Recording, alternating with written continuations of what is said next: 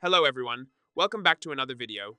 Today I'll show you how to fix Valorant error code VAL43. If you are facing Valorant error code VAL43, there is no need to worry. In this video, we will show you simple ways to fix this error. First, completely close Riot Client and Valorant, and then reopen them.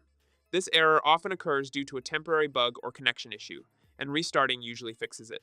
Second, check your internet connection. Make sure it is stable and fast. If possible, restart your router and try launching the game again. Third, check your system's date and time.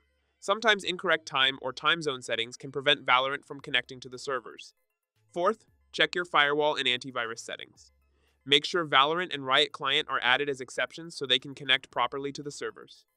Finally, check if the Valorant servers are down. If there is a server issue, wait a little while until they are back online. By following these simple steps, you can easily fix Valorant error code VAL43 and enjoy playing the game again. If you found this video helpful, don't forget to like and subscribe. Thanks for watching.